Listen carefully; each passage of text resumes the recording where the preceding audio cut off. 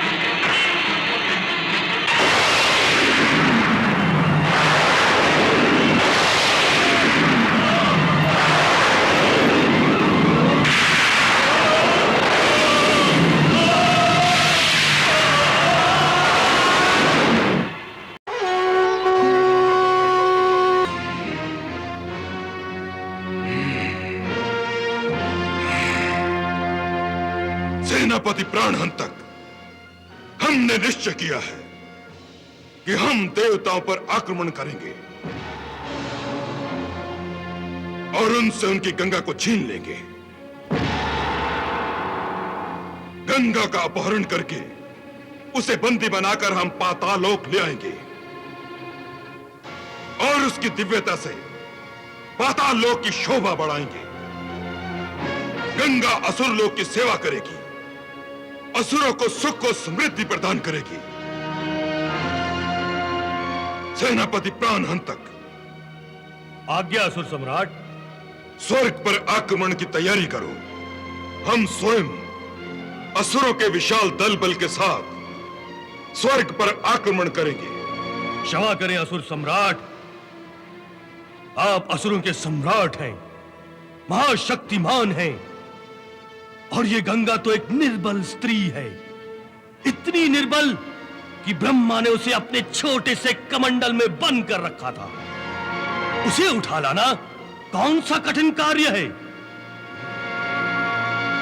इस कार्य के लिए तो हमारे मायावी दानव ही पर्याप्त हैं। तुम ठीक कहते हो सेनापति प्राणहंतक। एक स्त्री और मेरे पराक्रम की क्या तुलना। बुलाओ उन मायावी दानवों को। जी महाराज।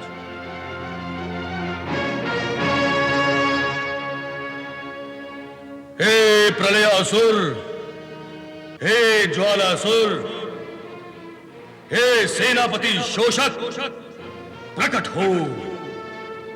तुम्हारा स्वामी अंधकासुर तुम्हें प्रकट होने का आदेश देता है। प्रकट हो, प्रकट हो, प्रकट हो।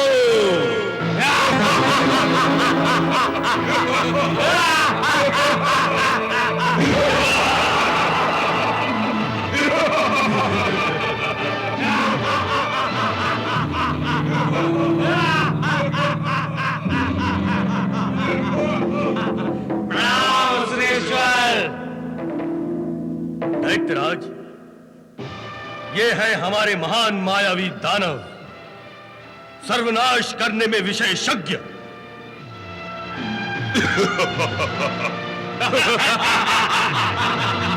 हे दानवों, असुर सम्राट को अपना अपना परिचय दो। हे असुरराज, मैं आंधी और तूफान का स्वामी प्रलयासुर हूं। मैं अपनी मायावी शक्ति से ऐसा भयंकर तूफान ला सकता हूं कि पल भर में बसा बसाया नगर उजड़ जाता है।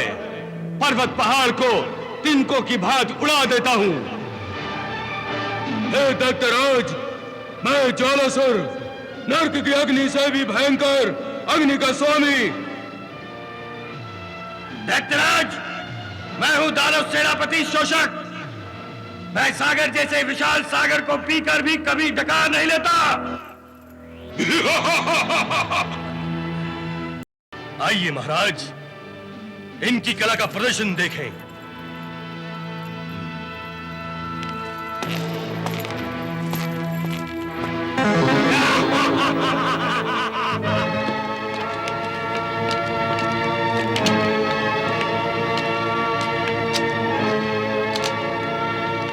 अपनी कार्यक्षमता का उदाहरण दो प्रलयासुर।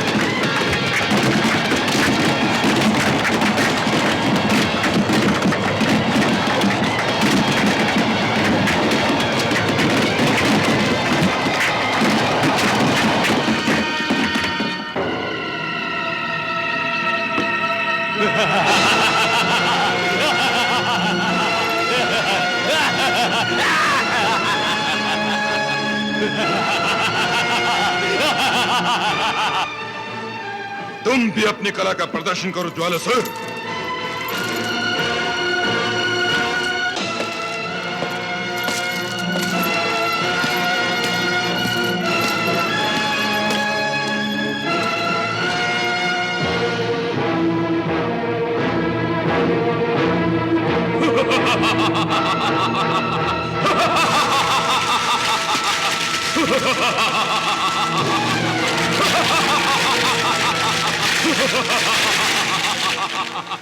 देखिए असुर सम्राट, मैं नदी के जल में भी आग लगा सकता हूं।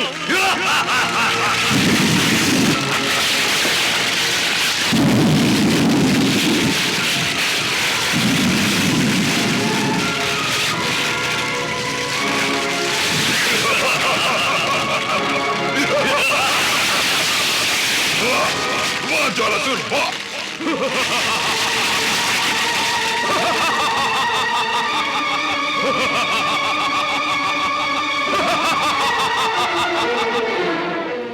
तुम भी अपनी मायावी शक्ति का प्रमाण दो।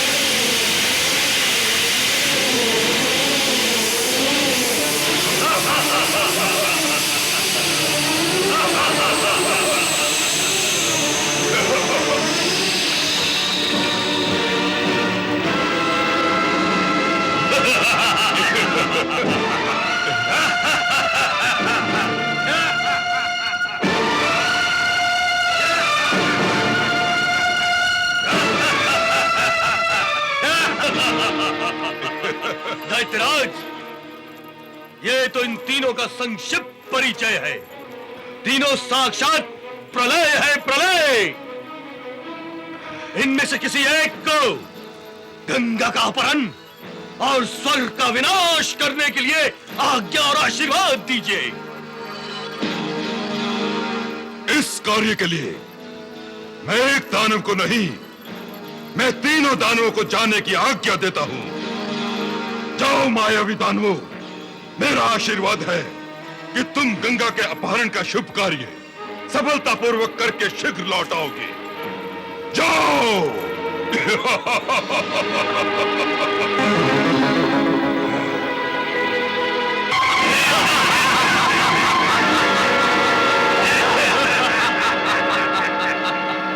अगर वो नहीं मारी तो मैं उसके जल को आग लगा दूंगा।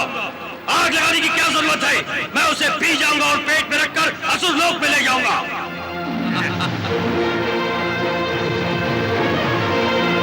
अरे यहाँ तो गंगा नदी का जल ही जल दिखाई देता है।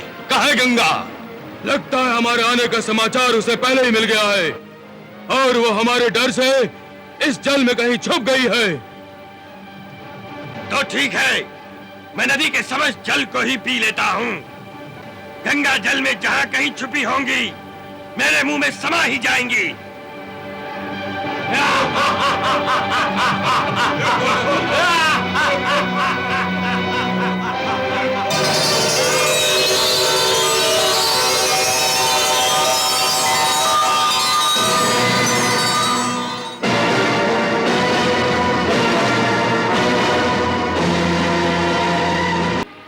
अच्छा, तो तुम ही हो गंगा? हाँ वत्स, मैं ही गंगा हूँ। तुम मेरे पास किस कारण से आए हो? कहो, मैं तुम्हारा कैसे कल्याण करूं? कल्याण तो असुरराज अंधकासुर करेंगे तुम्हारा। अंधकासुर? हाँ, हम असुर सम्राट अंधकासुर के आदेश से ही तुम्हें पाताल लोक ले जाने के लिए आए हैं। वत्स, मैं असुर लोक में भी अवश्य आऊंगी, क्योंकि तीनों लोग मेरे अपने हैं और उनमें रहने वाले प्राणी मेरी संतान हैं। परंतु सृष्टि के नियमानुसार होनी अपने निश्चित समय पर ही होती है और अभी मेरा पाताल लोक जाने का समय नहीं आया है। इसलिए मैं आपके साथ पाताल लोक नहीं जा सकती। हे गंगा, तुम पाताल लोक जाने से इनकार कर रही हो? तुम्हारा इतना साहस! क्या हम दानवों से भय नहीं लगता? कितने भोले हो वत्स, तुम्हारा बचपना अभी तक गया नहीं। इतने बड़े होकर भी बच्चों की तरह माता को डरा रहे हो। ये गंगा मीठे मीठे बोल बोलकर हमें बहला रही है। परंतु गंगा, हम तुम्हारी इन मीठी बातों के जाल में नहीं फंसने वाले। सीधी तरह हमारे साथ पाताल लोक चली चलो, अन्यथा हमें अपने बल का प्रदर्शन करने पर विवश होना पड़ेगा। पुत्र, तुम व्यर्थ ही उत्तेजित हो रहे हो। माता के साथ ऐसा व्यवहार संतान को शोभा नहीं देता। पुत्र होकर अपनी मर्यादा की सीमा को तोड़ रहे हो। हे गंगा, हम यहाँ मर्यादा और सभ्यता का पाठ पढ़ने नहीं आए, बल्कि अंधकासुर के आदेश का पालन करने आए हैं। पुत्र, हट करना अच्छी बात नहीं। मित्रों, ये देवी ऐसे नहीं मानेगी। हमें अपनी मायावी शक्तियों का प्रयोग करना ही पड़ेगा।